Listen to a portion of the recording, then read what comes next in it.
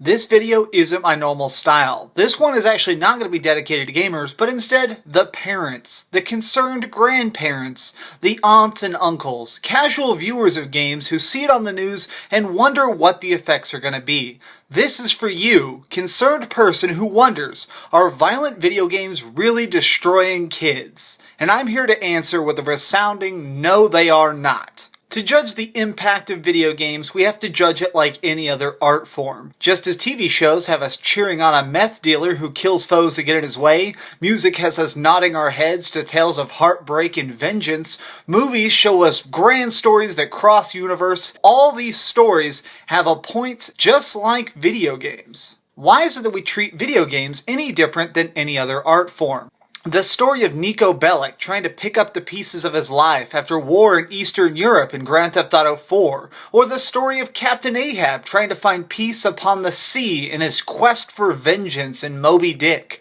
There is no difference between these stories. In the video game The Last of Us, it has us fighting in a zombie-filled world with the last of humans and has us ask the hard question, is even one friend worth sacrificing to save the world? While the film Fight Club makes moviegoers ask the question, what world is worth saving? The difference between these tales is interaction. This is where many parents find the problem. When a parent walks in to see their child playing a violent video game, they just see bullets, blood, and bombs. What they don't see is the interaction going in within the child's mind, seeing them working out puzzles and finding a solution, the internal calculation of a grenade bouncing off a wall while counting the microseconds to pull a trigger and live through this altercation. This is something that doesn't flicker immediately upon their face, so the parents don't see it at all. Think if you walked into a room where two people were playing chess. You have never played chess or even heard of chess. You would just see two people hunched over a board,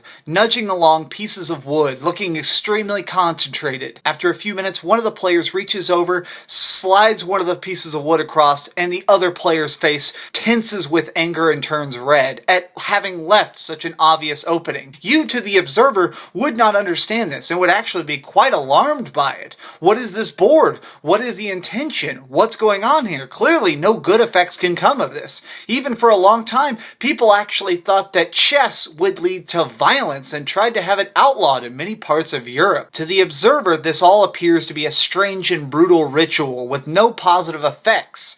Just as if you were blind and sat in a theater while listening to Saving Private Ryan, you would hear horrific bodies being torn apart for hours, when suddenly you'd hear Matt Damon tell a sad story of his lost brothers and the emptiness of war, because you can only achieve part of the medium. Reading lyrics on a piece of paper does not have the same effect as actually getting to hear the singer take you on a journey with their voice. All art forms need to be enjoyed in their native state, and for games, this is playing them. Watching a game is not the same as truly sitting down, playing, being taken along the journey of playing games. There's a quote you'll hear from time to time when you're watching the news long enough. There will be a horrific school shooting and they'll go back and search the child's house and they'll find a copy of Call of Duty or Grand Theft Auto. This is a skewed factoid that they try and slip in there to garner more ratings.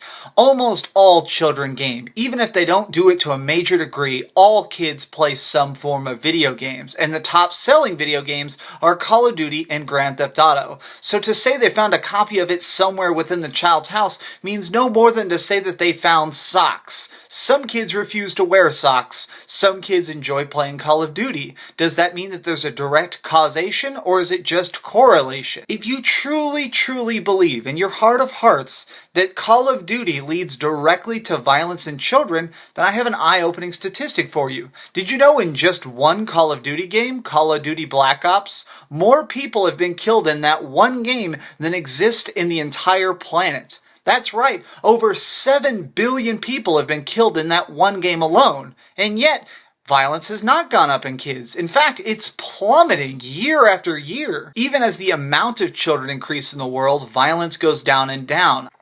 I strongly believe that the drop in violence is directly attributed to video games. For the first time in society, kids have a safe arena in which to vent frustration, an easy way to do problem solving, to learn social skills, to have extra little things that they can do, tackleable problems, small goals that are achievable on a daily basis.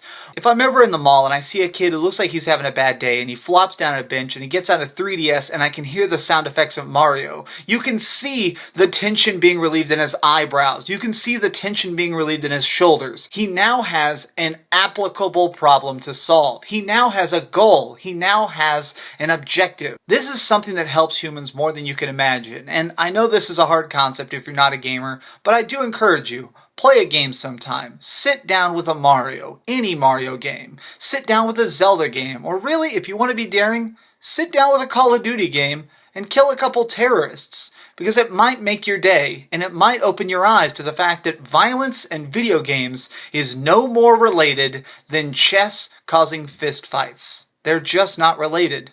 This has been Dreamcast Guy. If you like this, share this with someone you love so that they know that there's nothing to worry about. Video games are making the world a better place, and I'm going to keep observing them as an art form because to me, they truly are improving the world forever.